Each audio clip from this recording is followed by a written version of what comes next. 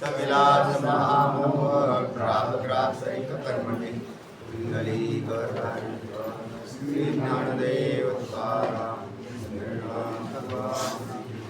माऊली ज्ञानेश्वर महाराज की जय जगद्गुरु तुकाराम सब संतन की जय. एकच श्लोक चालतात गेल्या वेळेस 3 झाले म्हणजे 66 67 68 है ना.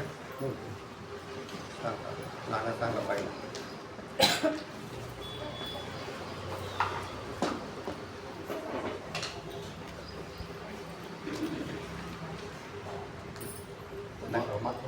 मनोवृत्तीचा म्हणजे निश्चयच लय झाल्याशिवाय आत्महत्या होणं शक्य नाही म्हणून असं मागच्या श्लोकाचं हे झालेलं होतं. त्याच्यावर परत त्यांनी परत हे अवतरण हे केले की म्हणजे जर वृत्ती शून्य चित्त प्रारब्ध कर्मामुळे विक्षिप्त झाले असतात त्याच्या प्रतिकाराचा उपाय कोणता म्हणून विचाराल तर मग ते पुढच्या श्लोकात सांगतो. म्हणजे प्रारब्ध कर्माने चित्तात विक्षेप निर्माण होऊ शकतो. मग त्याच्यासाठी काय उपाय आहे का. आपला जो विषय चाललेला होता की अशास्त्रीय द्वैत आणि शास्त्रीय द्वैत याचा विचार पाठीमागून आलेला आहे. आणि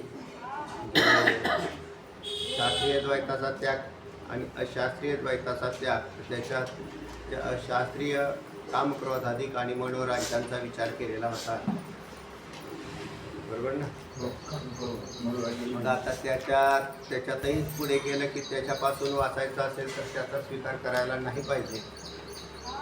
म्हणजे शास्त्रीय द्वैताचा स्वीकार नाही करायला पाहिजे. मुक्त जरी झाला तर तो व्यक्ता झाला तरी, कारण ते त्रस्त करणारेच आहेत. त्याला आत्मस्वरूपापासून परावृत्त करतात. तर तेव्हा पण मग तसं जरी झालं अगदी मनोवृत्तीचा निश्चेष लय झाल्यापासून आत्मसाक्षात्कार होणे शक्य नाही हे तुम्ही म्हणता. पण तरी बी जे प्रारब्ध कर्म आहे ते प्रारब्ध कर्म हे विक्षेप निर्माण करू शकतं असा विषय आलेला होता. सांगा आता. लोकालय विक्षेपते कदाचित दी कर्मणा भोगदायिना पुन्हा समाहिता साश्चात दैवाभ्यास पाठवा. भोग भोगास लावण्याचे प्रारब्धामुळे जर एखाद्याची वेळी चित्त विक्षेप झालं पण चित्त विक्षेप जरी झालं पण ते पुन्हा त्याचा अभ्यास झाल्यामुळे त्याला ते पण ते पुन्हा म्हणजे पूर्वकाळात येतो त्याची विक्षेप राहत नाही. अभ्यासाच्या द्वारे या गोष्टी साध्य होऊन जातात. जसा मुमुक्षू साधन करायला सुरुवात करतो त्यावेळेला साधन करताना असणारी पहिली स्थिती त्याची आणि नंतर साधन करता करता एक अवस्था बाणत चालते. तर ती स्थिती या दोन्ही स्थित्यामध्ये भिन्नता असते. प्रारंभिक कालामध्ये लगेच त्याची सहनक्षमता वाढते असं नाही. पण साधन जसं पक्व अवस्थेला चालायला लागतं की त्याला त्याची एक स्थिती बांधण्याची अवस्था असते.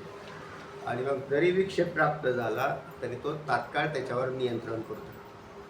बरोबर. या तत्व संचित आणि क्रियामान कर्माने जरी तो ज्ञानी बद्ध होत नसतो तरी पण त्याला जे आहे तो पण त्याला प्रारब्ध सोडत नाही. प्रारब्ध कर्म तर सगळ्यांसाठी सारखंच आहे. ज्ञानासाठी अज्ञानासाठी दोघांसाठी प्रारब्ध कर्म सारखंच आहे. म्हणून प्रारब्धाने विक्षेप जरी निर्माण झाला तरी एकाचा अभ्यास आहे आणि एकाचा अभ्यास नाही. म्हणून जो प्रारब्धाने निर्माण झालेल्या विक्षेप कर्माच्या आहारी जातो तो अज्ञानी जीव. आणि प्रारब्ध कर्माने विक्षेप निर्माण झाल्यावर पुन्हा त्याला शांत करण्याची ज्याची ताकद आहे तो उत्कृष्ट साधक असतो. नुसता साधक नाही, उत्कृष्ट साधक.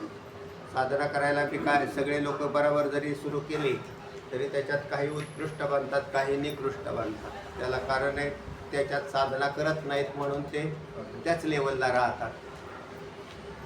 पुष्कळ दीर्घकाळ परमार्थ करून सुद्धा विक्षेप जात नाही बऱ्याच लोकांचा. ते म्हणतात काय हो दुःखच कमी व्हायना इतके वर्ष झालं परमार्थ करतो. नाही जाणार कारण तुम्ही त्याचे काय नाही करत साधना करत. जो पण प्रारब्ध क्षय होत नाही तो पण त्याचा देह पडत नाही आणि या सगळ्या वेदांताचा सिद्धांत आहे. आणि म्हणून प्रारब्ध जरी कदाचित एखाद्या त्याचं मन विक्षेप झालं तरी पण त्याचा दीर्घकाळ अभ्यास असल्यामुळे त्याला त्याची विक्षेपता लगेच त्याची तो मूळ जागेवर येतो. त्याची विक्षेपता राहत नाही त्याची. आणि त्याच्यामुळं भले भले जे काही लोक आहेत कल्पना करू लागले तरी तोच धीर पुरुष असतो, त्याला ती पुन्हा स्थिती पुन्हा स्थिर करतो तो, मी ते ह्याची जरी त्याला विक्षेप झाला तरी. कल्पना सुद्धा प्रारब्धानेच निर्माण होते. नवीन ज्या अर्थी कल्पना तयार होते त्या अर्थी नवीन काहीतरी प्रारब्ध पुढे जोडलं गेलेलं असलं पाहिजे. म्हणून अशा कल्पना तयार होतात, परंतु त्या सगळ्यांच्यात समतोल राखण्याचं काम ज्ञानीपुरुषाकडून होतं. आणि ज्ञानीपुरुषात दीर्घकाल अभ्यास असल्यामुळे जरी त्याला विक्षेप आली तरी मी तो त्याच्या स्वाधीन होत नाही. पूर्वत आपलं ते लगेच त्याला जाग होतो, पूर्व काळावर येतो असं त्याचे सांगितलं. पुढचं श्लोक सांगितले ज्यात जरी चित्त सदा विक्षेप रहित असतं त्याची ब्रह्मज्ञत्व ही औपचारिक आहे असं सांगतात ना पुढच्या श्लोकात. ब्रह्मज्ञत्व ही औपचारिक आहे असं सांगितलं, ज्याचं चित्त सदा विक्षेपरहित असतं. तर त्याला अनुसरून पुढचा श्लोक येतो, सांगत होते. विक्षेपो यस्य नास्तस्य ब्रह्म विभो वर्ण्यते ब्रह्मैवायमिति प्राहुर्मुनयः पारदर्शिनः. म्हणजे ज्याच्या मनाला विक्षेप होत नाही तर त्याला म्हणजे ब्रह्मवेत्ता असं जरी म्हटलं तरी पण त्याला ते हे पटत नाही, म्हणजे त्याला मान्य होत नाही, तर तो खरा म्हणजे ब्रह्मज्ञानी म्हणून सांगितलं. वेत्ता म्हणजे जाणणारा. जाणण्याची क्रिया जिथे थांबलेली असते आणि ज्ञान अज्ञानाच्या पलीकडे जो थांबतो म्हणजे स्वरूप स्थितीचा अनुभव घेत राहतो त्याला ब्रह्मवेत्ता म्हणू नये, तर तो ब्रह्मच असतो. ब्रह्म आणि ब्रह्मवेत्ता. ब्रह्मवेत्ता म्हटला की खाली आला. तुम्हाला रात्री सांगितलं वेदांताचार्य असं म्हटल्यावर की अहो तुम्ही ब्रह्मच आहात, तुम्ही कशाची भेदा वेदांताचार्य येऊ त्याला मोठं करण्यासाठी लोक अशा काहीतरी उपाध्या लावतात. तुम्ही कृष्णच आहात, तुम्ही विठ्ठलच आहात, त्याच्याबरोबर काही उपाध्या लावून जोडून घेतल्या की माणसाला असं वाटतं की काहीतरी विशेष असलं पाहिजे. आणि उपाधी ही त्याला खाली खेचत असते. स्वरूप हे उपाधीहून श्रेष्ठ असतं. म्हणून जेवढ्या उपाध्या लावल्या की कनिष्ठ भाव प्राप्त होतो. आणि आता ज्याच्या चित्ताला विक्षेपच राहिला नाही तर मग तो ब्रह्मभावाला प्राप्त झालेला असतो. त्याला ब्रह्मवेत्ता म्हणणं चांगलं नाही. तर मग ज्याच्या मनावर वृत्ती उठत नाही तर आता अजूनही वृत्ती उठण्यासाठी एक तर काही शंका असाव्या लागतात. साधकाच्या बुद्धीमध्ये काही शंका असतात आणि त्या शंकेला धरून ती बुद्धिवृत्ती काम करत असते. ज्याच्यात शंका नष्ट पावलेल्या आहेत, कोणतीच शंका अस्तित्वात राहिलेली नाही, निसंशय वृत्तीशून्य अवस्थेत आत्मज्ञान संपादन केलेलं आहे किंवा स्वरूपाचा अनुभव घेतलेला आहे, असा तो मुक्त पुरुष आहे. तर तिथे वृत्तीला विक्षेप निर्माण त्याच्यापासून होत नाही, स्वतःपासून होत नाही. प्रारब्धजन्य होऊ शकतो, पण जो विक्षेप स्वतः निर्माण काहीच करत नाही. पाणी जसं स्वतः विक्षेप निर्माण करत नाही. एखाद्या विहिरीमध्ये शांत पाणी असतं, पाण्याने स्वतः काही विक्षेप निर्माण केला नाही. जी पूर्ण भरलेली विहीर असते ना त्याच्यापेक्षा पुढं ती भरत नाही तर विक्षेप नसतो. झरे असतात जोपर्यंत चालू तोपर्यंत विक्षेप असतो, म्हणजे ते पाण्यात हालचाल असते. तसे साधकाचे जीवन बी असेच आहेत. साधकाच्या विहिरी जोपर्यंत भरत नाहीत तोवर हालचाल विक्षेप असतोच आत, कारण त्याला अनेक शंका असतात, कुशंका असतात, त्याची उत्तरं शोधायची असतात. पण एकदा शांत असं जर झालं ते पाणी शांत केव्हा होतं, आत यायची त्याची एंट्री बंद होते आणि स्टॉप होता, तर स्थिर असं होऊन जातं. तसा ब्रह्मवेत्ता आहे. तर त्याच्यात वरून दगडी पडली, झाला पाण्याला विक्षेप. दगडी कशी पडली? प्रारब्धाने. म्हणून प्रारब्धाने विक्षेप निर्माण होणं हा भाग भिन्न आहे. पण तरी तसा झाला तरी तो तात्काळ लगेच सामावून घेतो त्याला. तर तेव्हा अशा प्रकाराने ब्रह्मवेत्ता हा, त्याला ब्रह्मवेत्ता म्हणावं, ब्रह्मवेत्ता म्हणू नये, तर ते काय ब्रह्मच असतो. वृत्ती उठत नाही त्याला ब्रह्मवेत्ता ब्रह्मज्ञानी असं जरी म्हटलं तरी त्याला काही वृत्ती प्रत्यय उठत नाही या पदाचा अर्थ झोपलेल्या माणसाची सुद्धा उठत नाही. बरं आहे. आणि झोपलेला माणूस हा ज्ञानी असेल ते म्हणजे वृत्ती उठत नाही, बहुतेक हे ब्रह्मव्यक्ती असले पाहिजे, बरोबर. झोपलेल्या माणसाचे म्हणजे मग हा तो अज्ञानी आहे. झोपणं ही एक अवस्था आहे, ती अवस्था त्या जीवाची आहे. ती अवस्था मिटल्यावरती तो जागृत आला की वृत्ती उठली. मग वृत्ती उठली तर प्रारब्धजन्य अवस्थेमध्ये ते सारखी भरा भरा भरा फिरत राहील. एक तर प्रारब्धजन्यता असते आणि दुसरी आहे वासनेच्या द्वारे ती फिरत असते. वासनांचा क्षय ज्याच्याकडे चांगल्या प्रकारे झालेला असतो तर तिथे मग ते प्रवास हा वृत्तीला प्रवास घडत नाही, किंवा मनामध्ये कल्पनाही उठत नाही. मनात कल्पना उठल्या की त्याची वृत्ती ती छिन्न विछिन्न होते. प्रारब्धजन्य मनातल्या कल्पना भिन्न आहेत आणि वासनामय कल्पना भिन्न असतात. दोन झाल्या का? म्हणून झोपलेल्या माणसाची वृत्ती उठत नाही म्हणजे तो काय ब्रह्मवेत्ता थोडा आहे. तेव्हा तो ज्या वेळेला पुन्हा कर्माला सुरुवात करतो जागृत अवस्थेत, त्यावेळेला त्याची काय होते, वृत्ती पुन्हा उठते आणि ती कर्म करायला लागते. याच्यामध्ये जास्त हे होऊन जाते, चंचल होऊन जाते, विक्षेपाला प्राप्त होतो. जो म्हणजे पंडितांना शास्त्राला म्हणजे मनोवृत्ती शून्याला जर का त्या प्राण्याला जर ब्रह्मज्ञानी असं म्हणतात तर त्याला आवडत नाही, म्हणजे ते कसं ब्रह्मज्ञानी म्हणतात. काय म्हटलं तर मग आता ज्याच्या मनावर वृत्ती उठत नाही तो ब्रह्मवेत्ता म्हणजेच आत्मज्ञानी असे म्हणण्यास काय प्रत्यवाय आहे असे कोणी म्हणेल, पण ते बरोबर नाही. कारण अनुभवी पंडितांना व शास्त्राला या मनोवृत्ती शून्य प्राण्याला ब्रह्मज्ञानी असे म्हणणेही आवडत नाही. कारण तो ब्रह्मच असतो. विक्षेप शून्य अशा प्रकारचा पुरुष जो आहे तो त्या स्थितीत असतो, त्याला काही बोलू नाही. तर तो ब्रह्मच आहे. तर सर्व अंतर्यामी आत्म्याला साक्षात पाहणारे मुनी म्हणजे सांगतात त्याला. तर तस्मात चित्ताला म्हणजे विक्षेप शून्य करणे म्हणजे ब्रह्म होय. म्हणजे चित्त विक्षेप शून्य झालं तर आता नुसतं विक्षेप शून्य केलं तर तुम्ही योगी होता, पण तत्वज्ञानाच्या पश्चात विक्षेप शून्य केलं तर ब्रह्मानुभूती चा अनुभव घेतात. म्हणजे त्याला विक्षेप शून्य असं जर केलं तर मग तो ब्रह्मस्वरूपाचा अनुभव घेईल. म्हणून दोन भाग आहेत. योग्याने महावाक्याचं श्रवण न करता योगाच्या साधनेच्या द्वारे चित्तवृत्ती शून्य केलेली असते, त्याने ब्रह्मानुभव घेण्याची योग्यता त्याच्याकडे राहत नाही. समाधी साधतो, निर्विकल्प समाधीत वृत्ती शून्यता केली पण आत्मज्ञान संपादन झालं नाही. पण आत्मज्ञान संपादन केल्यानंतर वृत्ती शून्यतेसाठी हा राजयोगाचा विचार केलेला आहे. आतापर्यंत विषय झाला तो माझा राजयोगाचा विचार सांगितला. ध्यानयोग, राजयोग हे चांगले आहेत. मग म्हणून हे साधकाला नंतरही सहकारी करतात किंवा नंतरच खरे जास्त सहकारी बनतात. आणि त्याच्याद्वारे हा वृत्ती शून्य तर काही करणं राहत नाही ना. ज्याला काही करायचं असतं त्याला जीव असं म्हणतात. ज्याला काही करण्याची इच्छा राहते, अमकं करावं, तमकं करावं, फलानं करावं, अशा वासना आतमध्ये असतात म्हणून तो करत राहतो. त्यांना काही करणे शिल्लक राहत नाही.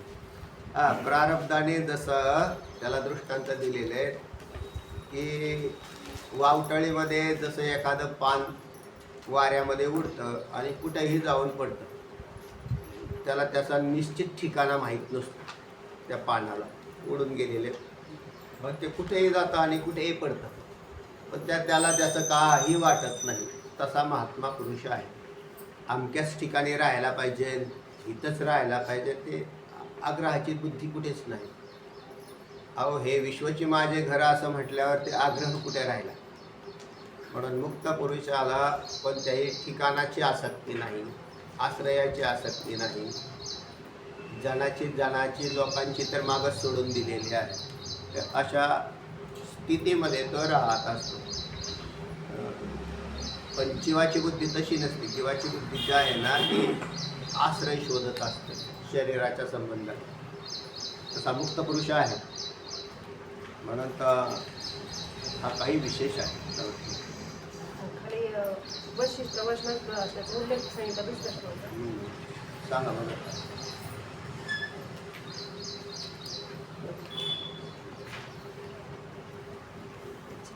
गेला का? दर्शने म्हणजे याविषयी वशिष्ठांच्या वचनांचा उल्लेख करतात. दर्शने हित्वा स्वयं केवल रूपतः यस्तिष्ठति स तु ब्रह्मण ब्रह्मणा ब्रह्मवित् स्वयं. आई ब्रह्मण अरे ब्राह्मणा दर्शने हित्वा म्हणजे त्या रामाला असं दर्शन म्हणजे प्रभू ज्ञान. रामचंद्राला म्हणजे ब्रह्मणा म्हटलेलं आहे तिथं. ब्राह्मण म्हणजेच हा, ब्राह्मण. ते एक त्याला रामाला म्हटलेलं आहे. म्हणजे हे मला अज्ञान- गेल्या वेळेस एक श्लोक सांगितला होता. जन्मना जायते शूद्र संस्कारात द्विज उच्यते वेदपाठात भवेत विप्र ब्रह्म जानाति ब्राह्मणः असं श्लोक केलं. कुठल्या तरी स्मृतीमधून किंवा पुराणामधून कुठंतरी आलेला आहे. तर तेव्हा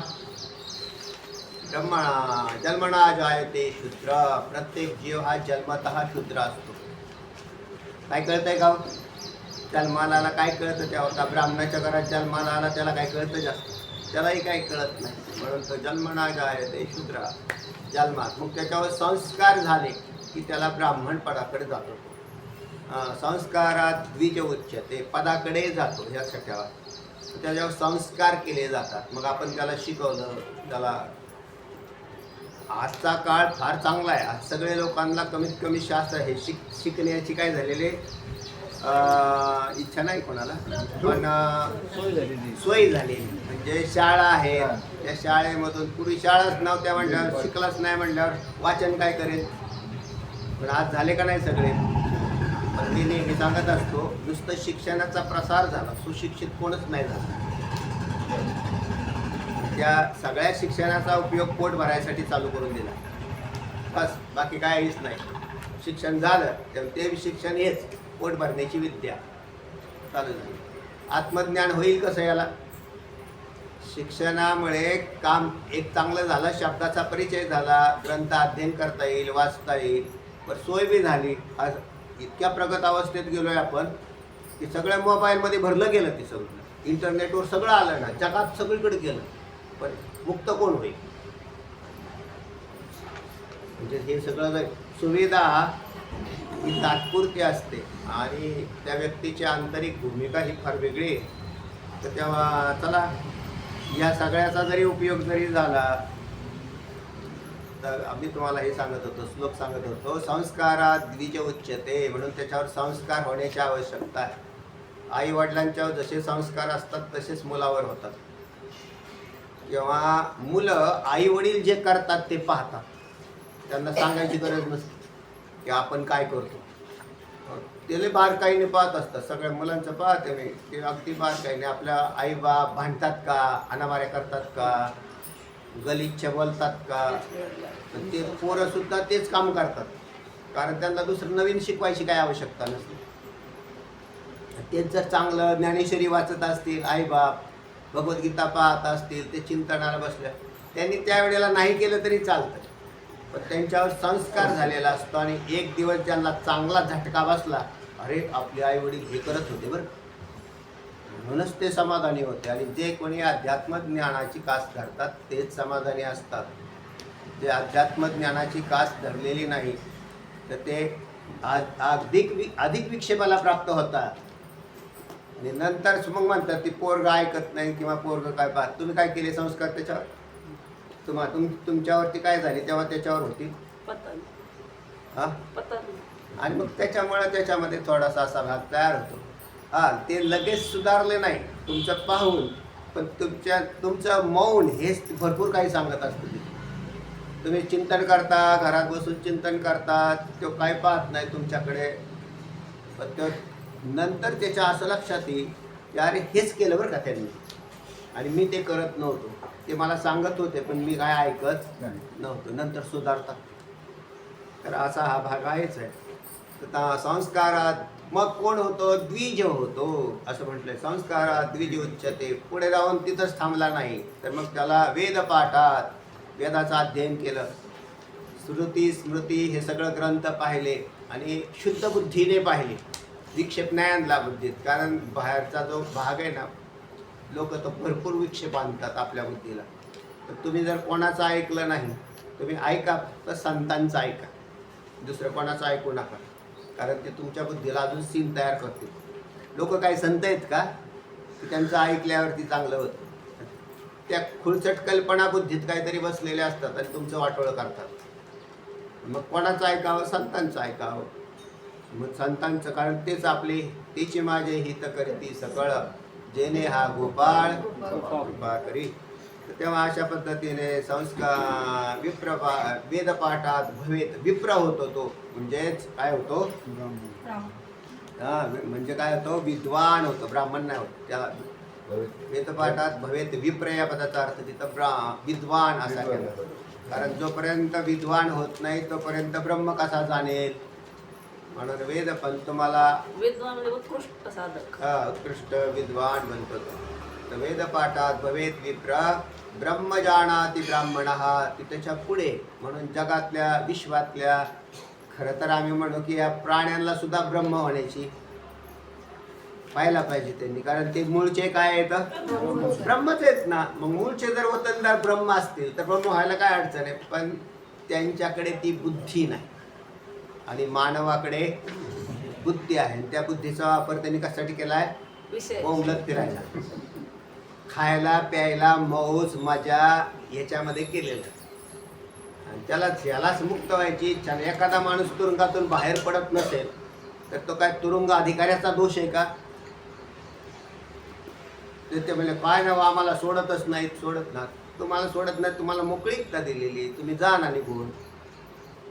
या जगात तुम्हाला कोणी कोंडून ठेवलेलं आहे? आम्ही महाराज लय दुःखात आहे. आता दुःखात ते काय असतं? सुखाचे थोडीशी झलक आली ना की माणसं हुरळून जातात. त्यांना वाटतं की बस बस बस असंच दिवस पुढे यायला पाहिजे. म्हणजे असे दिवस प्रारब्धात राहत नाही. मग नंतर ते पुन्हा दुःखी होतात. दुःखी झाले की मग परत बुद्धीमध्ये त्यांना विचार करायला, काय करायला पाहिजे, बरं काय करायला पाहिजे. तुम्ही असं का करता? हे तुम्ही पूर्वीच का करत नाही? पूर्वी का केलं नाही? तर जेव्हा कोणी असा करेल तर मग तो काय होतो? स्वतःला ब्रह्म जाणण्याची योग्यता धारण करतो. तर तेव्हा ब्रह्म जाणण्याची योग्यता ही प्रत्येक जीवाकडे आहे, कारण त्याच्याजवळ काय आहे? बुद्धी आहे. आणि त्या बुद्धीचा वापर त्यांनी करावा. म्हणून मी नेहमी म्हणतो की आत्ताचं युग आहे ना, ते आत्ता फार चांगली अवस्था आहे. कारण आता खाण्यापिण्याची ददात नाही, काय याची काय आवश्यकता राहिलेली नाही. सामान्य असं जरी असला तरी फक्त लोभी नसावा आणि विषयी नसावा, म्हणजे त्याचं कामच झालं. समजा जो लोभी नाही आणि विषयी नाही, कामच झालं. काय करायचं? पैशाला मातीत घालायचं तुला? तर चिंतन कर ना देवाचं, भगवत चिंतनात कालावधी घाल. हे करत नाही. रिटायर झालं की टपऱ्या टाकून बसतात. काहीतरी चालूच करून दिलं त्याने, हे कर ते कर ते कर, ते म्हणजे काय जमत नाही. काय काय काय राहिलं पाहिजे त्याने? काय देवाचं चिंतन कर ना, पण नाहीच करत. पहिली गोष्ट, माणसं रिटायर होत म्हणजे बुद्धीने रिटायरच होत नाही, मनाने तरुण राहतात. हे अतिशय दोष आहे. मनाने वृद्ध होतात का? नाही होत. शरीर वृद्ध झाली तरी त्याला विषयाची आसक्ती नाश पावत नाही. काय करावं त्या मूर्खाला? तेव्हा अशा प्रकाराने हे ब्राह्मणा, आता ब्राह्मणा कोणाला शब्द लक्षात आलं ना? हा वर्णवाचक शब्द नाही आहेत. प्रभू रामचंद्रांना दिला आणि तोच तो आपल्यासाठी सुद्धा आहे. ग्रंथातले प्रत्येक शब्द माझ्यासाठी असतात असा भाव तयार करा. ते म्हणजे हे नाही देवाला सांगितलं, अर्जुनाला सांगितलं, अर्जुनाला नाही सांगितलं, तुम्हाला सांगितलं. या ग्रंथातले प्रत्येक शब्द हे ब्राह्मणा, तुम्ही इतके दिवस झाला अभ्यास करताय का नाही? आहेत का नाही ब्राह्मण?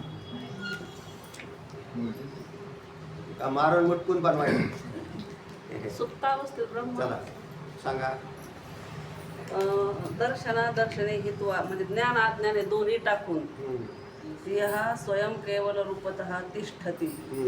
जो कोणी पुरुष स्वतः केवळ रूपाने राहतो सहा तो स्वयं केवळ रूप म्हणजे स्वरूप, स्वरूप आणि स्वरूप जे आहे सच्चिदानंदत्व, त्या रूपाने तो राहतो, तो ब्रह्मच आहे. तो स्वतः ब्रह्मच आहे. तर न ब्रह्मविद म्हणजे ब्रह्मविद नाही. वित या पदाचा अर्थ आहे जाणणे. जाणणे, आणि जाणण्याच्या पलीकडे एक अवस्था आहे.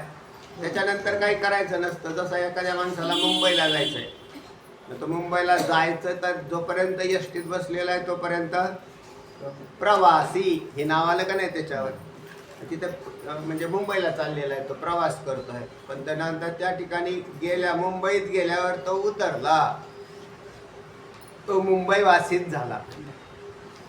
त्याला एसटीत बसलेला म्हणू नये, कशाने आला म्हणू नये, काय करतो म्हणून तो त्या ठिकाणी गेला. आता काय करायचं नाही त्याला. तसा म्हणून संसार हा कधी संपत नाही आणि परमार्थ संपतो.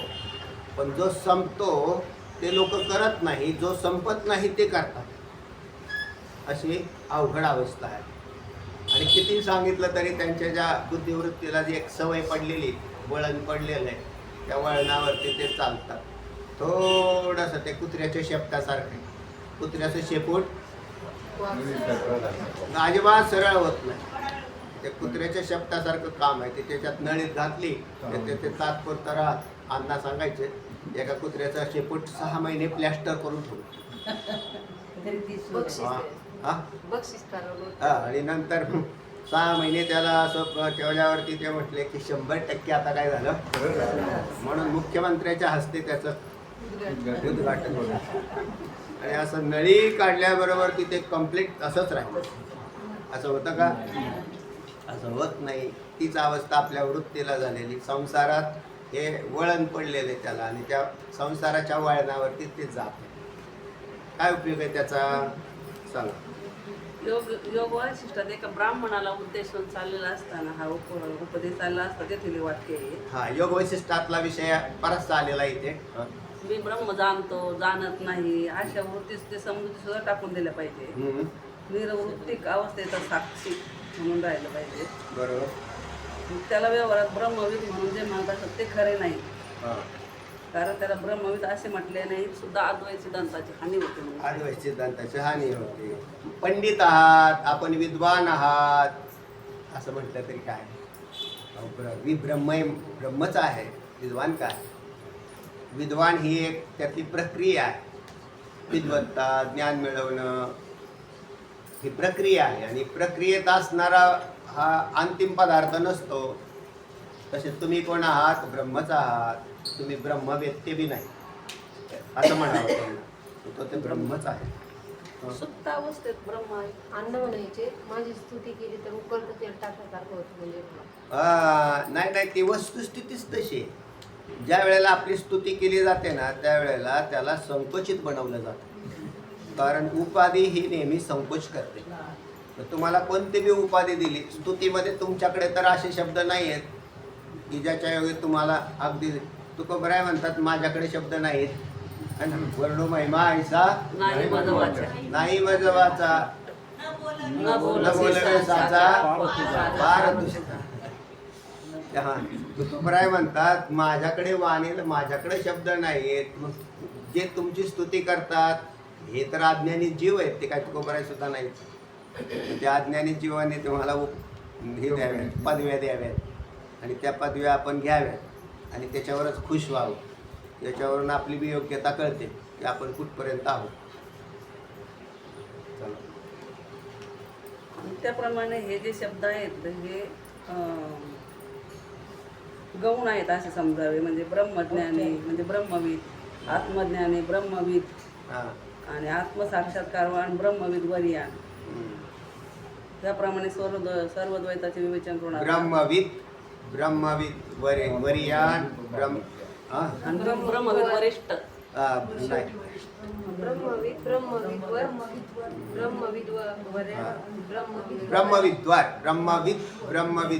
ब्रह्मविद वरियान आणि ब्रह्मविद वरिष्ठ असे 4 प्रकारच्या कोट्या ह्या तिथेच आलेल्या आहेत, योग वैशिष्ट्यामधून आलेल्या आहेत. तर त्या ठिकाणी या ब्रह्मवेत्याला त्याच्या आंतरिक वृत्तीशून्य अवस्थेकडेचा जो प्रवास आहे तो या वृत्त्या सांगतात, या अवस्था सांगतात. ते वृत्तीशून्य अवस्थेकडे गेला ब्रह्मविद वरिष्ठ, अजिबात वृत्तीच उठत नाही आणि त्या स्थितीमध्ये ब्राह्मी स्थितीमध्येच राहत हा ब्रह्मविद वरिष्ठ. थोडंसं त्याच्यापेक्षा खाली कधी येते कधी जाते, कधी येते कधी उठते, पण जास्तीत जास्त वृत्ती स्थिर राहते. मग त्याचं नाव काय केलेलं आहे? ब्रह्मविद वरियान. त्याच्या खालचा जो आहे तो अभ्यास करून वृत्तीला आणण्याचा प्रयत्न करतो, म्हणजे त्याला आपाप येत नाही. ब्रह्मविद वरियानाची किंवा ब्रह्मविद वरिष्ठ हे आपाप जातात, पण ज्यांना अभ्यास करावा लागतो. अभ्यासाने ज्याची वृत्ती स्थिर होते तो काय झाला? ब्रह्मविद्वर. विद्वर आणि ब्रह्मविद ज्याने ब्रह्माला जाणलेलं आहे आणि अभ्यासाला सुरुवात केली कशाच्या? वृत्तीशून्य स्थितीच्या. असा म्हणून त्या एकापेक्षा एक त्या वृत्तीशून्यतेच्या अभ्यासाची पक्व अवस्था ब्रह्मविद वरिष्ठ अशी आहे. मग तिथे म्हणजे आता जिथे काय वृत्तीच उठत नाही, ब्रह्मविद वरिष्ठ. याप्रमाणे सर्व द्वैताचे विवेचन करून आता त्याचा उपसंहार करतात. हा. आता उपसंहार करताय. जीवनमुक्ते पराकाष्ठा, जीवन्मुक्ते पराकाष्ठा, जीवन्मुक्ते पराकाष्ठा, जीवन्मुक्ते पराकाष्ठा, जीवद्वैत विवर्जना, जीवद्वैत विवर्जना, जीवद्वैत विवर्जना, जीवद्वैत विवर्जना, जीवन्मुक्ते पराकाष्ठा, जीवद्वैत विवर्जना, जीवन्मुक्ते पराकाष्ठा, जीवद्वैत विवर्जना, जीवन्मुक्ते पराकाष्ठा, जीवद्वैत विवर्जना, जीवन्मुक्ते पराकाष्ठा, जीवद्वैत विवर्जना, लभ्यते सावतोत्रेद, लभ्यते सावतोत्रेद, लभ्यते सावतोत्रेद, लभ्यते सावतोत्रेद, विशद्वैतात् विवेचितम्, विशद्वैतात् विवेचितम्, विशद्वैतात् विवेचितम्, विशद्वैतात् विवेचितम्, लभ्यते सावतोत्रेद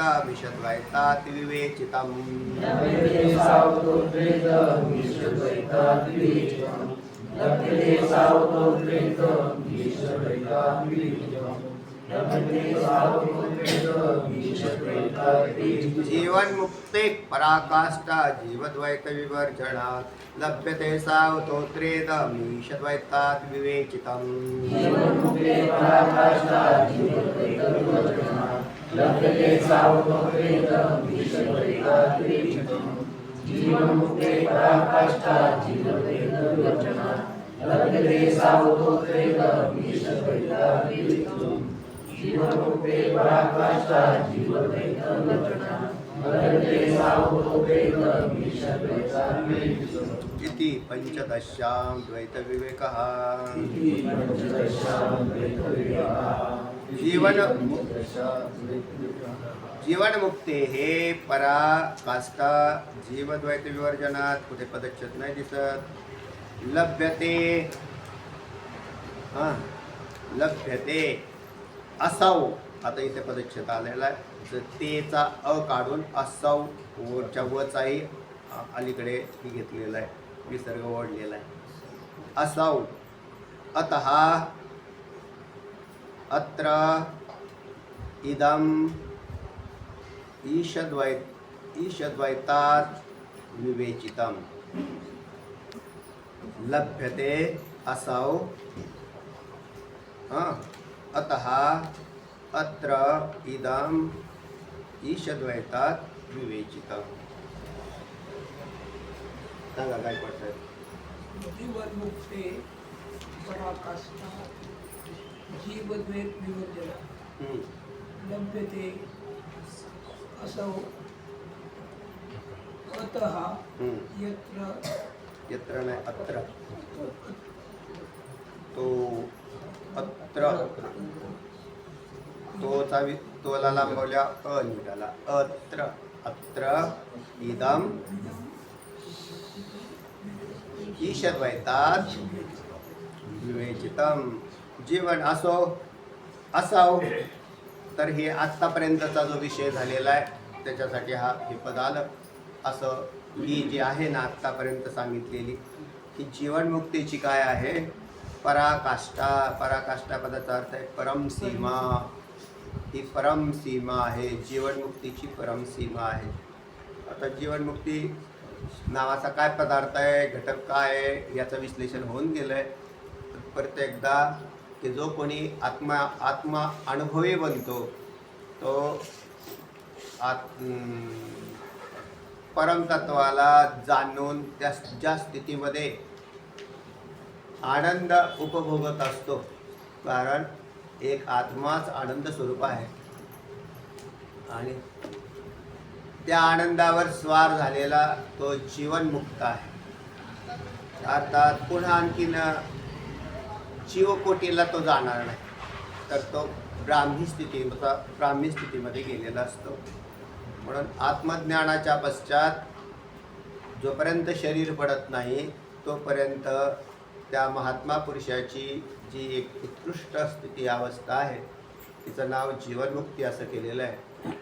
आणि ज्या वेळेला देहपातानंतर मग आता त्याला काही बोलूच नाही म्हणून त्याला विदेहमुक्ती असं म्हटलेलं आहे. देहपातानंतर जी होते ती विदेह, आणि जोपर्यंत देह पडत नाही तोपर्यंत जीवनमुक्त. माते आधी कुमारी जन्मली हा? माऊलीचा अभंग जीवनमुक्तीला म्हटले. तर जीवनमुक्त आणि विदेहमुक्त असं मुक्तीमधले दोन प्रकार आहेत सांगितलेले. असो तर ही जीवनमुक्ती ही या मानवी शरीरातली सर्वात उत्तम अवस्था धरतात. कारण मानवच आहेत, मुक्त झालेले सुद्धा मानवच असतात. त्याच्यातले हे जे आहेत हे जीवनमुक्तीची परम सीमा आहे. त्याच्यानंतर पुढे काय नाही, कारण तो त्या स्थितीमध्ये गेला, ब्राह्मी स्थितीमध्ये गेलेला आहे. जीवद्वैत विवर्जनात लभ्यते. त्यांनी काय केलेलं आहे, ही का प्राप्त झाली तर जीवकृत द्वैत जे आहे त्या जीवकृत द्वैताचा म्हणजेच प्रपंचाचा त्याग केल्याने प्राप्त होते. ही जीवनमुक्ती कशाने प्राप्त होते तर जीवकृत द्वैताचा त्याग केल्याने. द्वैताचे दोन प्रकार केले होते, ईशकृत द्वैत आणि जीवकृत द्वैत. ईशकृत द्वैत म्हणजे जे जे दृष्टीला उत्पन्न झालेले पदार्थ दिसतात ते तुम्ही निर्माण केलेले नाहीत, तर हे ईश्वराच्या सृष्टीतले आहेत. जे हे डोळ्याला आपल्या दिसतात हे सगळे ईश्वर सृष्टीतले पदार्थ आहेत. म्हणून यांच्या नाशाचं काही पडलेलं नाही आपल्याला. नाही त्याचं काही कारण नाही. तर हे पदार्थ आपल्याला त्रास बी देत नाहीत. जेवढे पदार्थ आहेत ते कुठे त्रास देतात, तेव्हा ते नाही त्रास देत. ते म्हणजे ईश्वराने निर्माण केलेले, पण त्यांची आसक्ती, लोभ, त्याच्याविषयीचा संग हा मात्र त्रास देतो. म्हणून मग आता तो कुठून तयार होतो, तो जीवकृत द्वैतातून. स्त्री त्रास देत नाही पण पत्नी त्रास देते. ते काय झालं ते म्हणून मनोमय स्त्री जी आहे तर ती त्रासाला कारण. नुसती स्त्री कुठं काम त्रासाला कारण आहे. तिथं तुम्ही आसक्ती टाकून जर संबंध उत्पन्न केला की त्याच्यानंतर तोच त्रास आहे, नाहीतर तसा त्रास नाही. नाही तर प्रत्येक पदार्थ स्वतंत्र आहेत ना, आपलं आपलं काय कोण कोणाशी काय संबंधात तरी आहेत. त्याच्या याने निर्माण केलेले आहेत हे मनोमय प्रपंच जो आहेत, हे आमच्या घरातले आहेत, हे बाहेरचे आहेत, हे त्यानेच निर्माण केले आणि ते त्याच्या त्रासाचं खास कारण आहे.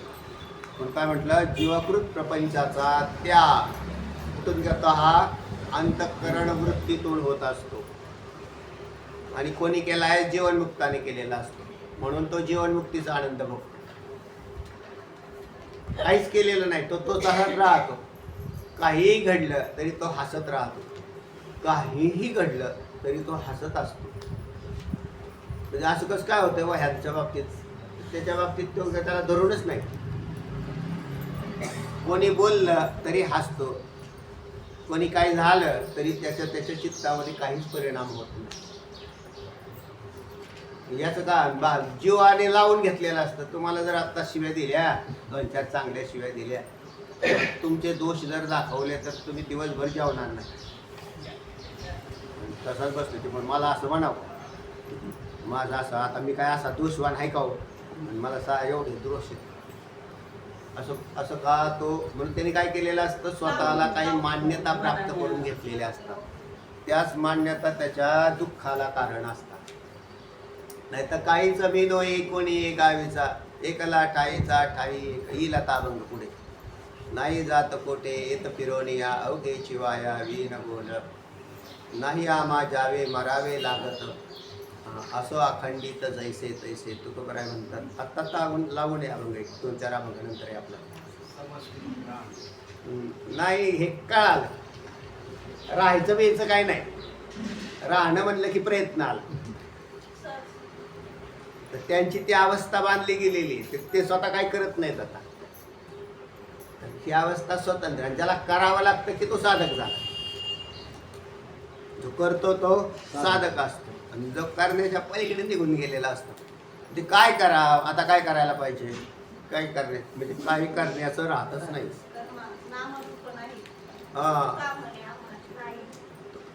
नामरूप आम्हाला नाम नाही, रूप नाही, कार्यापासून भिन्न झालेलं असतं. तेव्हा जीवकृत प्रपंचाचा त्याग केल्याने अशा प्रकारचे जीवनमुक्तीची परमसीमा प्राप्त होते असं म्हणा. अत्र इदम ईशद्वैतात विवेचितम. यास्तव या ठिकाणी काय केलेलं आहे, हे द्वैत ईशकृत द्वैतावरून भिन्न करून दाखवलं. हा आपला आत्तापर्यंतचा हा 69वा श्लोक आलेला आहे, आणि शेवटचा श्लोक आहे हा द्वैत विवेकातला. तर याच्यामध्ये उपसंहार केलेला आहे हा. चला वाचा.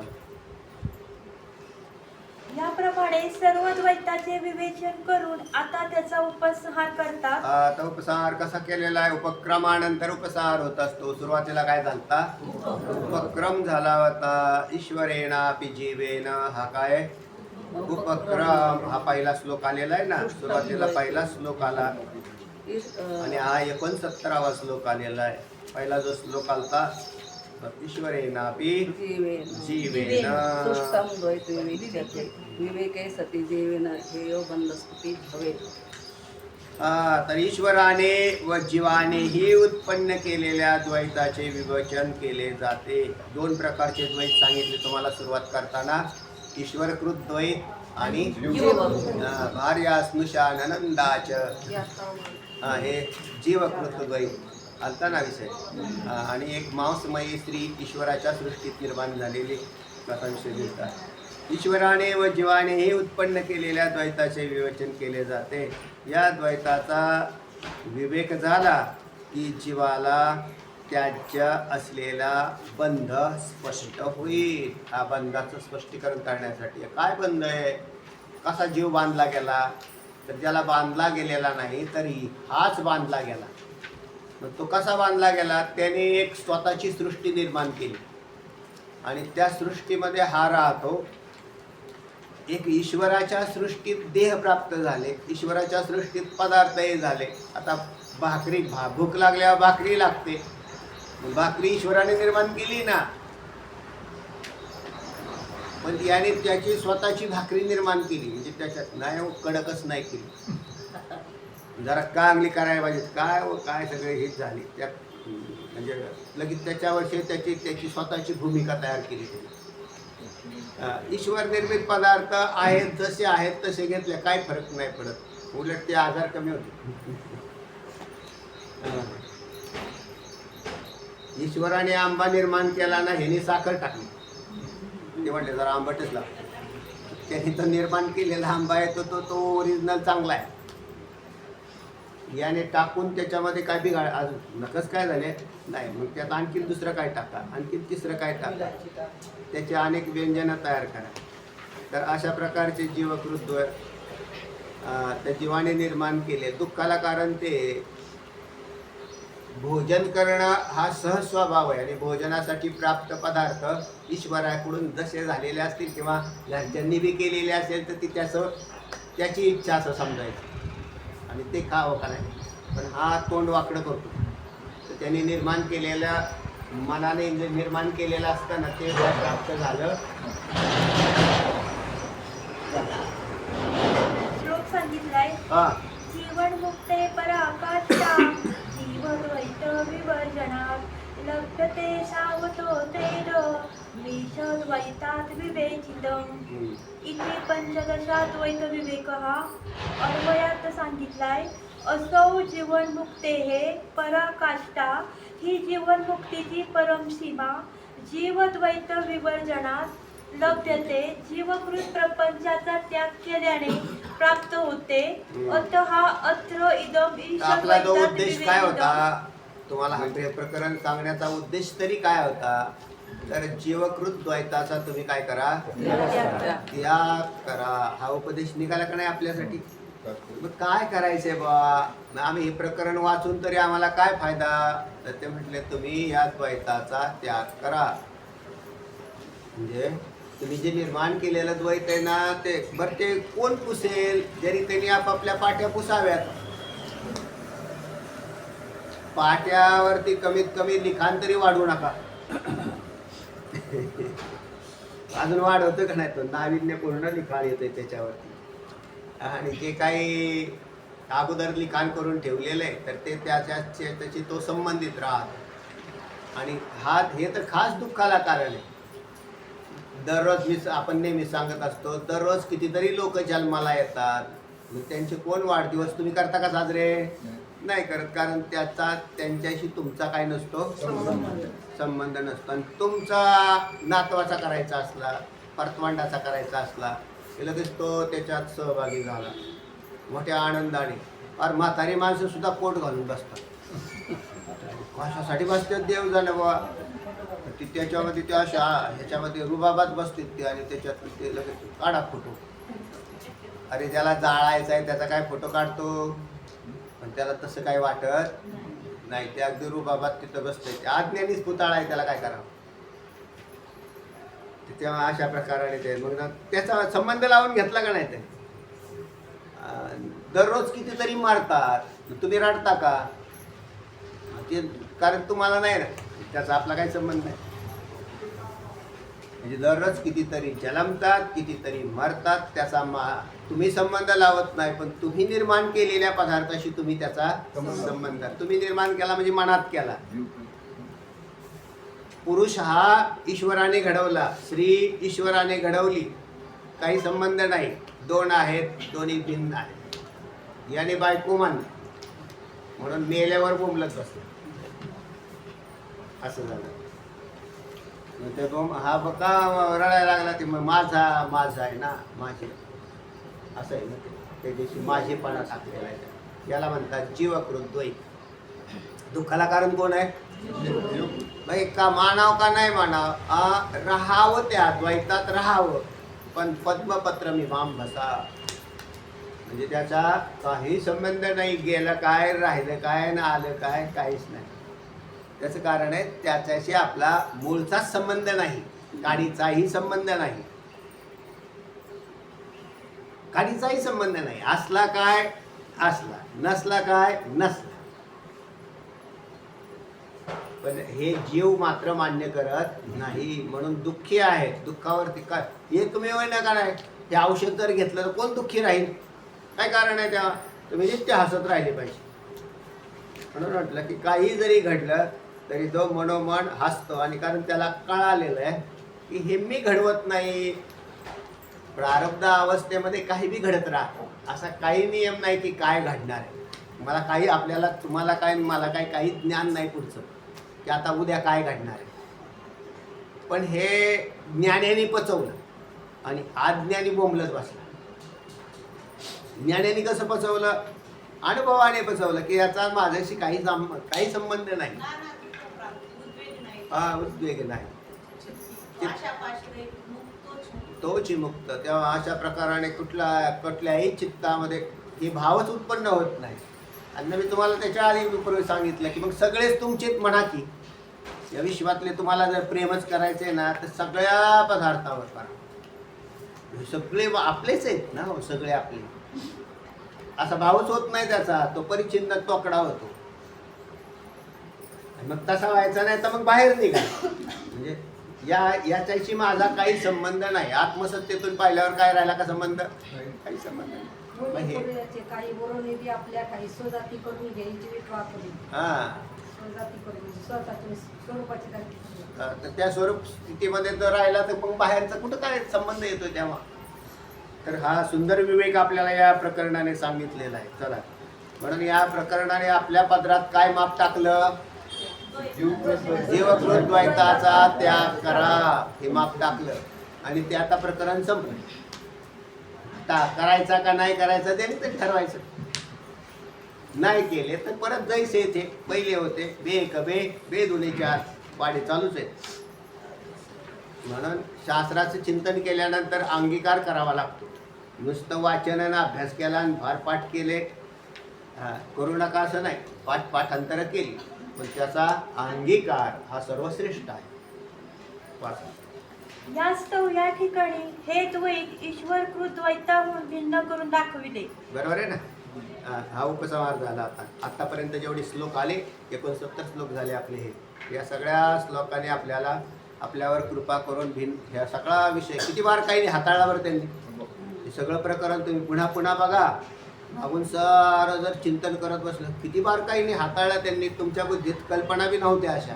इतक्या सगळ्या कल्पना त्या प्रश्नांची उत्तरं छोटे छोटे प्रश्न काढून. म्हणून मला पंचदशी ग्रंथ फार आवडला. म्हणजे चिंतन करायला घेतला म्हणजे बघ किती आपल्याला जसे आपण कल्पना करत नाही किंवा आपल्याकडे प्रश्नही तयार होत नाही इतके छोटे छोटे प्रश्न त्यांनी निर्माण करून त्या सगळ्याची उत्तरं देऊन टाकली. विद्यारण्य स्वामी भारती तीर्थ यांचे मनोमन आभार मानायला पाहिजे. सरस्वतीची कृपा आहे. विद्यारण्य स्वामींचे सरस्वतीचे प्रकट सांगितलंय. स्वतः ब्रह्म होणे ही जीवनमुक्ताची श्रेष्ठ स्थिती आहे. पण ती प्राप्त होणे अतिशय कठीण असल्यामुळे बोलायला सोपं आहे प्राप्तीला कठीण आहे. आता कठीणच आहे असं जर म्हणेल तर तसं मला काही वाटत नाही. कारण तुम्ही ब्रह्मच आहात. कठीण आहे महाराज. आणि तुम्हाला काय प्राप्त करायचं का तेव्हा? फालतू धरले ना बुद्धीत ते वजा करायचं. झाला ब्रह्मच आहात.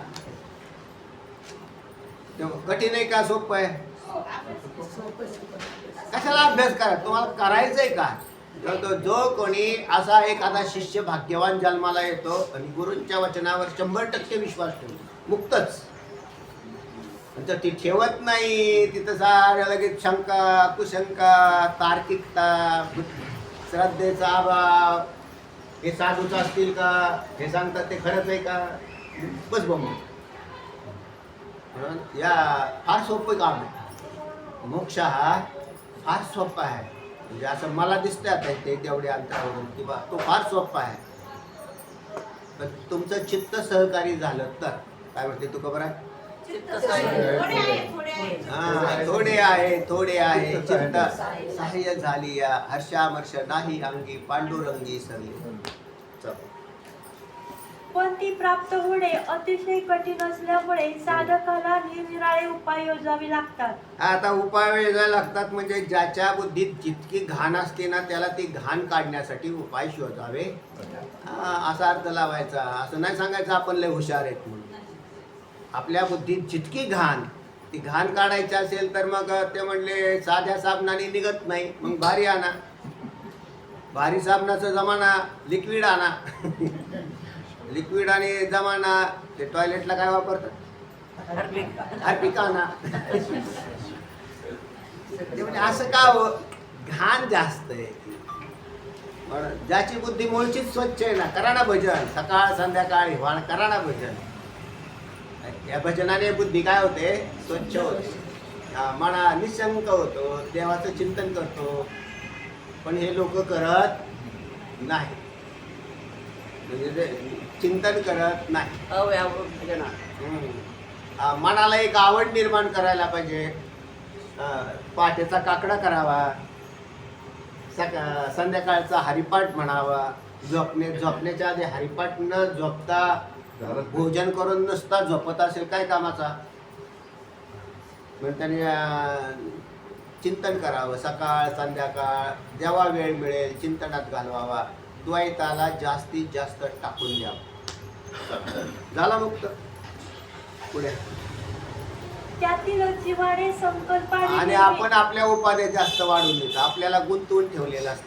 कोण गुंतवतो तुम्हाला? कोण नाही तुम्हीच गुंता. ते म्हणजे जमलं असतं बरं का. पण सध्या काय झालेलं आहे पाहुणे रावळे लय आले. उन्हाळ्याचे पाहुणे रावळे येतच नाही. त्याच्यामुळे काय झालंय तुम्ही गुंतलाय का? तुम्ही बोलून घेतात उलट लोक, पण करून बोलून घेतात. चला या या या या. आणि मग ते म्हणले हरिपाठाला काय येत नाही, पाहून या. हे तुमच्या बुद्धीनेच तुम्ही निर्माण करता आणि तुम्हीच त्याचे ते भोगायलाही तुम्हालाच भोगावं लागतं. तेव्हा एकांतात एकांत सेवन करण्याचा पिंड तयार करावा. आपलं भजन पूजन चिंतन करावं. लोकांच्या सानिध्यात जाण्यापेक्षा देवाच्या सानिध्यात जावं. लोकांच्या सानिध्यात राहण्यापेक्षा देवाच्या सानिध्यात राहावं. लोकांचा संग करण्यापेक्षा देवाचा संग करावा. जिथे करायला पाहिजे तिथेच करायला पाहिजे ना. ते तसं नाही करत. चला काय त्याचं काय असेल तर असेल. त्यातीलच जिवाणे संकल्पाने निर्मिलेल्या या शास्त्रीय व अशास्त्रीय द्वैताचा समूल नाश करणे हा मुख्य आहे.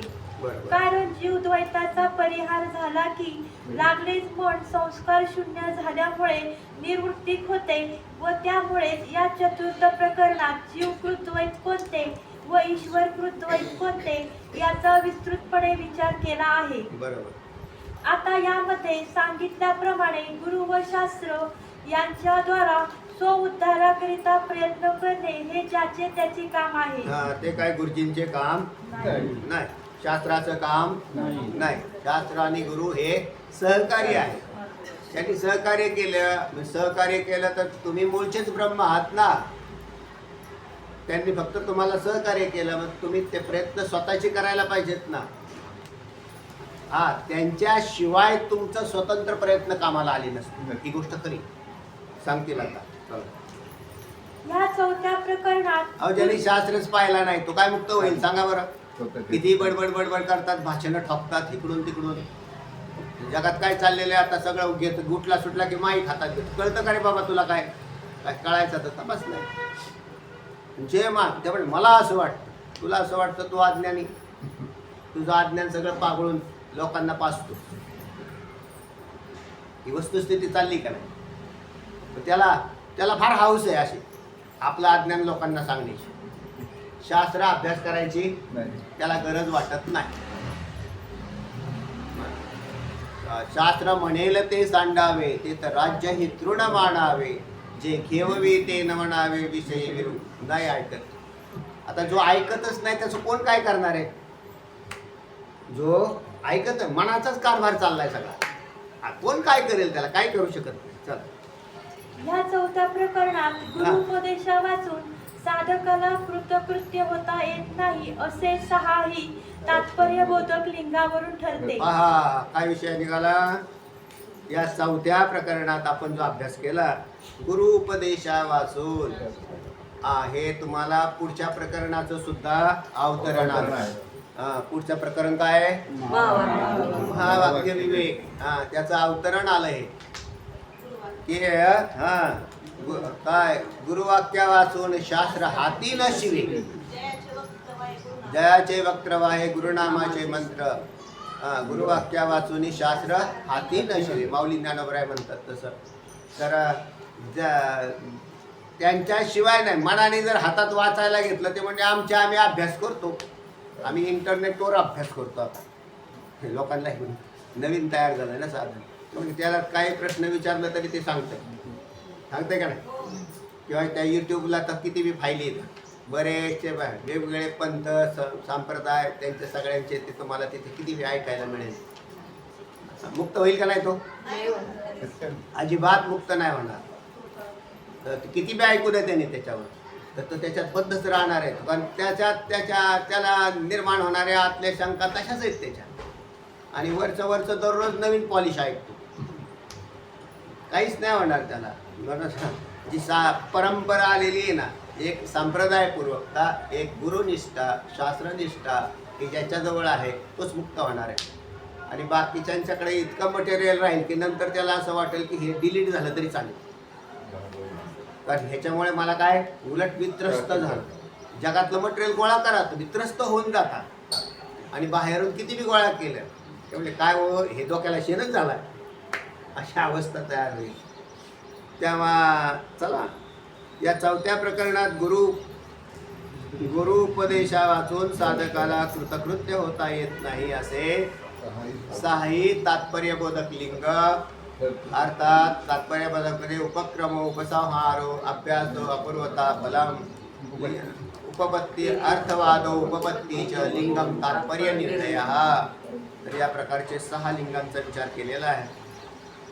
चला कारण ईश्वर उपदेशानेच आम्ही कृतकृत्य होऊ आता असे कोणी जर- म्हणे कशाला गुरुकडे जायचं, कारण बऱ्याच लोकांनी तर गुरु बी करत नाही. ते म्हणतात कशाला गुरु करत नाही म्हणजे गुरुंकडे जात नाही. ते म्हणते काय देव असला ना आपण असलं म्हणजे बाद झालं ना, देव आपल्यावर काय करतो, हा हे मूर्खपणा आहे. देव काय करेल त्याचा, हा देवाचं नामस्मरण करत असेल तर चांगलं एवढंच म्हणायचं. पूजा अर्चा काय करत असेल तर चांगले म्हणावं. पण त्याला काय कळाला देव डोंबलाचा, ते देव म्हणजे काय आणि तो काय असतो, कशासाठी, त्याचा काय उपयोग आहे, तर त्याचं काहीच. म्हणून देव स्वतःही काही सांगत नाही. गपचूप उभा राहिला का नाही कमरेवर हात देऊन, का ते सांगतात काय नाही सांगत. गुरु म्हणून यावं लागते, हा गुरु म्हणून देवाला यावं लागते. आपण देवा वय गुरु. आता त्या हा म्हणजे मूर्ती तुमच्या बरोबर काय बोलते, बरं बोलेल तरी काय, तुमची सुरुवात कुठून करावी हाच प्रश्न आहे. बोलायला उपक्रमच कुठून करावा हा देवाला प्रश्न आहे. तो काय करेल तो, हा तर तेव्हा देव काही करत नाही. पहा काय म्हटलं, कारण ईश्वर उपदेशानेच आम्ही कृतकृत्य होऊ असे जर कोणी म्हटले तर तो निशरीरी असल्यामुळे देवाला तसे काही नाही. होणे अशक्य आहे. म्हणून मूर्ती म्हणजे तुम्ही देव मांडला तर चांगली गोष्ट आहे. मूर्तीमध्ये देव आहे, मूर्ती देव आहे, पण ती मूर्ती आमच्या बरोबर बोलत नाही, ज्ञानाचा उपदेश करत नाही, मोक्षाचा उपदेश करत नाही, काय करावं, दुःखातून कसा बाहेर पडावं काही सांगत नाही. पण लोक त्याच्याच प्रेमामध्ये जास्त आहेत, गुरुप्रेमामध्ये येत नाही. तुम्हाला हा विषय विचार चांगला होऊन गेला की दृष्ट आणि अदृष्ट फलाच्या प्राप्त्या त्यात एक सद्गुरु सेवा ही अतिश्रेष्ठ आहे. असे त्याला सांगता येते. शिवाय गुरु या पूज्य शब्दाला महत्व देण्याकरिताच भगवान कृष्णानेही मी तुझा शिष्य आहे, मला उपदेश कर असे अर्जुनाने म्हटल्यावरच त्याला उपदेश करण्यास आरंभ केला आहे. बरोबर आहे ना. तोपर्यंत गपचूप उभा राहिला होता, कारण तो त्याच्या देवपणाच्या महिमेत होता. काय करायचं तुझा तू कर, मी नंतर पाहिजे. देवाने काहीच केलं नाही. हा पार असा एकदम सगळ्या शरीरातली ताकद निघून गेली. गांडीवांसरावते हसतात त्वच्या परिदह्यते असं करून तो गांडीव धनुष्य फेकून दिलेला आणि रथाच्या खाली जाऊन बसला, डोक्याला हात लावून. नंतर त्याच्या लक्षात देवानेच आणून दिलं असेल, अरे सारथी ना तिथं, त्याला विचार ना काय आहे ती. तो असं इतका हिरमुड होऊन अगदी उदास होऊन असं करायची काय गरज आहे, तो कोणतरी विचार ना. तुम्ही जोपर्यंत तुमची दुःख कोणासमोर तरी प्रगट करत नाहीत ना तोपर्यंत हे ते नाहीसे होत नाही. बरेचसे लोक आहेत ना ते असे जळत राहतात आतमध्ये, तसंच होऊन जातात. दुःखच नसतं पहिली गोष्ट ते, पण ते जर दुसऱ्याजवळ एखाद्या आईबाईजवळ किंवा असं सांगितलं की ते म्हणतो आता जरा पण वाटलं बरं का मला, मन मोकळं झालं. तिचंच मन भरलेलं आहे, तिचं काय मोकळं करणार आहे. कोणाचे दुःख कोण हरण करायला मोकळं बसलेलं आहे. ते फक्त 2 शब्द चांगले बोलते, बाबा ते असं असं आहे म्हटले, बाबा असं नको करू, हे असं आहे ते ब्रह्माने ब्रह्माची निवृत्ती. बरोबर आहे, ब्रह्माने ब्रह्माची निवृत्ती. वास्तव निवृत्ती होते का नाही होत. म्हणून खरे सद्गुरू त्याला प्रमाज्ञान देऊन निवृत्ती करतील, तोपर्यंत नाही. मन मोकळं नाही होते, जास्त सीन वाढतो. सीन वाढतो आणि अजून सीन वाढतो. पण ते आपण एक सांगावं तर ती पुन्हा पुन्हा तेच उघडत राहतं. नाही पण असं नाही व्हायला पाहिजे. असं अरे बाबा हे चुकीचं आहे, हे काही नाही, खोटं आहे सगळं. नाही, मला नाही असं वाटत, खोटं नाही, पण असं नाही देवाने करायला नको पाहिजे. म्हणजे त्याचे सारखं त्याचे येव कशी मी नांदायला, येव कशी पहिले कॅसेट होती त्या हे होत्या ना कार्डिओग्राम, काय म्हणायचे त्याला, ग्रामोफोन. त्या कार्बनच्या प्लेट राहायच्या त्याच्यावरती असं ठेवलेलं असायचं आणि मग ती असं ती फिरताना असं मग ती जर असं गुंतलं तर ती सारखं तेवढंच राहायचं येऊ कशी कशी बी नांदायला म्हणजे असं कसं काय झालं ते म्हणजे तिथंच फिरता येते सगळ्यांच्या डोक्यामध्ये हेच चक्र फिरून राहिले सारखे प्रपंचाचे चक्र आणि कॅसेट गुंतून बसल्या. आता कोण काढेल सद्गुरू आले तरच कॅसेट पुढे जाईल. त्यांनी आत्यंतिक निवृत्ती करून टाकली त्या दुःखाची निवृत्तीच केली इतकी मोठी पॉवर आहे. चला यावरूनही अर्जुनाची बी कॅसेट गुंतली होती काय मोहग्रस्त म्हणतो असा झाला काय करावं पण तो म्हटला त्याला बुद्धी सुचली बरं का काय बुद्धी सुचली कार्पण्य दोषोपहत स्वभाव पृच्छामि त्वां धर्म सम्मूढ चेताः यच्छ्रेयस्यान् निश्चितं ब्रूहि तन्मे शिष्यस्तेऽहं शाधि मां तां प्रपन्नम्. मी तुझा शिष्य झालेलो आहे हे कृष्णा मी तुझा शिष्य झालोय. शिष्य देवाचा नसतो देवाचा भक्त असतो आणि शिष्य हा गुरुचा असतो. म्हणजे आता तिथं कृष्ण रूप नाही गुरु रूप प्रगट झालं. देव गुरु होतो नाही देव हा गुरु होतो पण त्याला गुरु म्हणून पाचारावं लागतं ना. तुम्ही देव म्हणून त्याला म्हणत असतील हो गुरु असं नाही चालत ते. बरं दुसरी गोष्ट आत्ताच झाला की तो अशरीरी आहे. ईश्वर कसा आहे शरीर नाही मग तो गुरु होईलच कसा. आता त्या कृष्ण अवतारात अवतार होता म्हणून गुरु झाला. आत्ता भगवान श्रीकृष्ण गेले निजधामाला मग आता कुठे राहिले मग आता तुम्ही कोणाकडे जातात तिथे वडील नाही. मग हे असं समजा की सध्या जगात गुरु अस्तित्वातच नाही. तर असा म्हणजे पहिला एक प्रश्न आहे ना की जगात गुरु अस्तित्वात नाही. पण जगात गुरु जर अस्तित्वात नसेल तर जगात मी तुम्हाला नेहमी सांगत असतो ती बंदी शाळा होईल. म्हणजे इथं सध्या लोकांना मोक्ष द्यायची व्यवस्था बंद करण्यात आलेली आहे. त्याला तुरुंग म्हणतात म्हणजे जगत तुरुंग होईल पण असं नाही. पण मग आता असं जर नसेल तर पण ज्याच्या बुद्धीमध्ये दोष आहेत शास्त्र असं म्हणतं त्याला गुरूंचंही दर्शन होत नाही. यावरूनही ईश्वर गुरूंच्या द्वाराच उपदेश घ्यावा असे ठरते. बरोबर सारांश सांगितलाय. सारांश परंपरेला सोडल्यास हे आत्मज्ञान होणे सारांश परंपरेला नाही सारांश परंपरेला सोडल्यास असं वाचायचं नाही म्हणजे सारांश परंपरेला नाही सारांश अर्धविराम परंपरेला सोडल्यास हे आत्मज्ञान होणे दुरापास्त होत असल्यामुळे परंपरेला सोडला म्हणजे परंपरा नाही राखली गुरु शिष्य परंपरा तर आत्मज्ञान होणार नाही.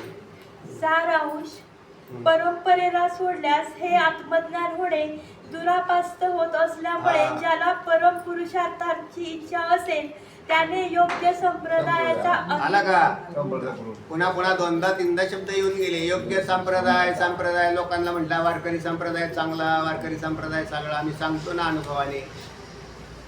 तेवढे काय संप्रदायाची काय गरज आहे. संप्रदायाच्या पलीकडे परमात्मा आहे हे आहे. पण संप्रदाय परंपरेत असेल तर त्याच्या निष्ठेमध्ये फरक पडतो. त्याला संप्रदायाच्या पलीकडे परमतत्व आहेच आहे ना. आम्हाला माहिती आहे ना काय सर्व धर्मान परित्यज्य मामेकम शरणं व्रजाहं त्वा सर्व पापेभ्यो मोक्षयिष्यामि मा शुचः. तरी सुद्धा सुरुवात तर करा. त्याला गाडीत तर बसल्याशिवाय ठिकाण भेटत नाही ना. गाडी म्हणजे संप्रदाय नाही का. चला स्वधर्म जरी आपला कठीण जरी झाला म्हणून त्याला सुरुवातीला जशी 4 पुरुषार्थ त्यासाठी केले. खालचा त्याच्यापेक्षा थोडासा वरचा त्याच्यापेक्षा वरचा त्याच्यापेक्षा वरचा असं जाईल. किंवा खालचे 2 समांतर जरी धरले अर्थ आणि काम तरी अर्थ आणि कामाला नंतर धर्मात वळवलं. आणि त्याला तू काम सेवन कर पण धर्माने कर आणि अर्थ मिळव पण धर्माने मिळव. आणि मिळवलेला संपादन केलेला जो अर्थ असेल जे काय आहे त्याने काय केलं पाहिजे ते धर्माचरण करावं. आणि नंतर धर्माने वागता वागता मोक्ष होतो. जो धर्माने वागणार नाही त्याला मोक्ष होणार नाही. कारण त्याच्यात धार्मिक वृत्तीच नाही ना, अंतर्वृत्तीच नाही तशी, मग काय करेल? चला. ज्याला परमपुरुषार्थाची इच्छा असेल त्याने योग्य संप्रदायाचा अंगीकार करून तदनुरूप प्रयत्न करावा, म्हणजे तो आता त्याच्यातही कृतकृत्य संप्रदायाचा अंगीकार करायला म्हणायला पाहिजे होतं. योग्य शब्द का टाकला? निवडायला सांगितलंय. नुसता संप्रदाय केला असता तर काय अडचण होती? कारण संप्रदाय भारतभूमीत 700 संप्रदाय आहेत, कमी नाहीत. म्हणजे एवढे 700 संप्रदाय आहेत, त्यात योग्य कसं काय धरायचा? मी तुम्हाला एक सांगतो, म्हणजे डोकंच चालवू नका. ज्यांनी निर्माण केला, माऊली तुकोबरायांसारखे आणि माऊली ज्ञानोबराय तुकोबरायांसारखे जे आहेत ना, बस यांचा अंगीकार करायचा, तो संप्रदाय होता. आणि तो म्हणून त्याचा वारकरी संप्रदाय हा या सगळ्या संतांच्या ज्ञानावरती हा आधारित असा आहे. त्यांनी त्याचा अंगीकार केला म्हणून त्याचं नाव संप्रदाय असं बघला. जो मार्ग त्यांनी निवडला त्या मार्गाचा ज्यांनी अंगीकार केला की झाला वारकरी संप्रदाय. मग त्याच्या माऊली ज्ञानोबराय आणि तुकोबराय यांच्यावर श्रद्धा असली की काम होऊन जातं. किंवा हा जो चाललेला आहे, तुमची श्रद्धा कशी झाली पाहिजे? शास्त्रावर. मग शास्त्र म्हटलं की तुमची श्रद्धा माऊलींचं वाङ्मय ज्ञानेश्वरी, नाथांचं वाङ्मय भागवत, तुकोबऱ्यांचं वाङ्मय गाथा, बस हे संप्रदायाचे मार्ग आहेत चालवून चालण्यासाठी. तर त्याच्यावर सर प्रबळ विश्वास असला पाहिजे. निश्चय धारणे ध्रुवम शास्त्र रक्षणम अन्यथा पातित्य शंके. अन्यथा पातित्य तर पतित होऊन जातो. चला, म्हणून योग्य संप्रदायाचा अंगीकार करून, म्हणजे याचा अर्थ अनेक संप्रदाय योग्य असा एक अर्थ निघतो. दुसरा हे होतं किंवा अयोग्य बी चाललेले आहेत का नाही? पोट भरणारे संप्रदाय कमी आहेत का? त्यांचीच पोटं भरतायत, त्यांचीच पोटं भरणार. ते दुसऱ्याला ते म्हणले दुःखी आहेत का? या आमच्याकडे, तुमचं दुःख आम्ही नाश करू. आपले इच्छा आणि तर आपली इच्छा आणि का पिढी ते त्यांचं दुःख तर नाश करू शकत नाही ते. पण भोळे बाबडे लोक आहेत, ते म्हणतात लवकर घालवा. म्हणजे मग त्यांना वरचंच असं काहीतरी छूमंतर केलेलं असतं आणि तात्पुरते औषधं पाणी देऊन टाकलेलं असतं. गेलं ते गेलं, नाही केलं, येईल पुढे परत आणखी ते जात असं चक्र का हो म्हटले असं नाही, हे तुम्हाला थोडे दिवस असंच करावं लागेल. अरे बा आमचे दुःख घालवायचं आत्याधिक उपाय काढा ना. नाही, हे बरेचसे जे बिघडले, ज्याला काही कळतच नाही, हे लोक असे कुठे आवाची सभा, इकडे जा तिकडे जा, याच्यामुळे माझं दुःख होईल, जाईल, त्याच्यामुळं जाईल, याच्यामुळं ते लोकांना बी उपदेश करत राहतात. का तुम्ही काय केला हो? तुमचं जरा बरं दिसतंय. कशाचं बरं दिसतंय? आत दोन जळत असतं आणि ते वरून असा फोटो पण दिसत असतो त्यांचा हसताना, आणि आतमध्ये काय असतात? त्याने कसं काय केलं? नाही आम्ही तिकडे जातो, त्या बाबाकडे जातो, त्या बाबाकडे जातो, याच्याकडे जातो, त्याच्याकडे जातो, ते असं करतो. काही करत नाही. काय होईल का? काही नाही. तसा म्हणलं तर हा एक अंधश्रद्धेच्या दृष्टीने भाग विषय तयार होतो. बरं, जे हे बरेच लोक आंधळे आहेत श्रद्धेमधले, हे म्हणजे श्रद्धा नसते आंधळे, पण यांनी चुकीच्या जाग्यावर ठेवलेली असतात आणि अशी प्रकरणं दिसतात का नाही समोर. मूर्खांची काय इतके मूर्ख आहेत का हो जगात? कोटी रुपयाला फसतात. मला विशेषच वाटतं ह्या लोकांचं, एवढी शिकलेले म्हणतात, बोंबलत विमानाने इकडं तिकडं देशात तिकडून फिरतात. किती विशेष आहे हे. आणि एवढे फसले ते म्हणजे आम्हाला फसवलं हे 1 कोटीला 2 कोटी. तू मूर्ख आहेस ना. तुला काय कळतं का? तू ज्ञानेश्वरी वाचली का? कधी पंढरीच्या वारीला गेला असता तरी कळालं असतं. आमच्या साध्या वारकऱ्यांनी सांगितलं असतं. आमच्या वारकरी फार हुशार आहे. येडे नाही, त्याला कळतं, हे सगळं कळतं. नुसतं असं नसतं ज्ञानेश्वरी वाचली असते तरी पुष्कळ कळालं. तेव्हा हे असे सारी घोटाळे येतं. चला ते आणि आता दिसत आहेत ना, एवढा विज्ञान युग म्हणतो, याच्यात हे घोटाळे चालू. चला या प्रकरणात षटलिंगे असे जाणावीत. ईश्वरेणापी जीवेन हा उपक्रम सांगितलाय, पहिला श्लोक आहे. हा. व जीवन मुक्ते पराकाष्ठा हा 69वा श्लोक आहे. हा. यामध्ये उपसंहार सांगितलेला आहे. अनिवृत्ते जीवनमुक्ती म्हणजे आत्ता झालेलं. पुढे अनिवृत्ते पिशसृष्टे 40वा श्लोक सांगितलाय. आणि प्रलये तन्निवृत्तो हा 41वा श्लोक सांगितलाय. या ठिकाणी अभ्यास हे लिंग सांगितलेलं आहे. 25. प्रलय तन्निवृत्त किती आहे? कुठे आहे? प्रलय तन्निवृत्त 41. 41वा आहे. गुरुशास्त्र मैवम मांसमयी काचित हा 25वा श्लोक आहे. 25वा. मैवम मांसमयी काचित या ठिकाणी अपूर्वता सांगितलेली आहे. तो 25वा श्लोक आहे. आणि भाष्य वार्तिकाराभ्याम हा 27वा श्लोक सांगितला. यामध्ये फल सांगितलेलं आहे. आणि एतत् पदम वशिष्ठेन हा 63वा श्लोक आहे. आणि ह्यामध्ये अर्थवाद हे लिंग सांगितलेलं आहे. आणि प्रलय तन्निवृत्तो हे 41वा श्लोक आहे. येथे पण उपपत्ती सांगितलेली आहे. बरोबर. तर अशा प्रकाराने ह्या षडलिंगाचा विचार केलेला आहे.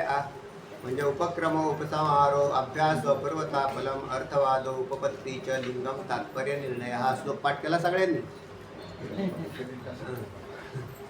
तेव्हा आल्या मागही सांगितला होता षडलिंग हा तुम्हाला विचारसागरात बी भेटेल, वृत्ती प्रभाकरमध्ये भेटेल. शब्द प्रमाणात हा शब्द प्रमाणात वृत्ती प्रभाकरमध्ये बी आलेला आहे. पाहून घ्या त्या ठिकाणी जाऊन. आणि त्याचे जे लिंग आहेत त्या लिंगामध्ये हे प्रकरण कसं बसवलं आहे तर तुम्हाला ते पहिल्या श्लोकामध्ये ईश्वर येणापी जीवेन आत्ता झालेला जीवनमुक्ते पराकाष्ठा उपसंहार अनिवृत्ते विषसृष्टे 40वा मैवम मांसमयी काचित 25वा भाष्यवार्तिकाराभ्याम 27वा एतत्पदम वशिष्ठेन आत्ता झालेला 63वा प्रलय तन्निवृत्त 41वा मध्ये उपसंहार उपपत्ती दिली. तर अशा पद्धतीने पाहून घ्या परत घरी गेल्यावर सगळे श्लोक. आणि हे प्रकरण संपलं सद्गुरूंच्या कृपेने. तर तेव्हा आता 5व्या महावाक्यलेखाला नंतर सुरुवात करू. कुंडली विठ्ठल श्री नामदेव तुकाराम पंढरीनाथ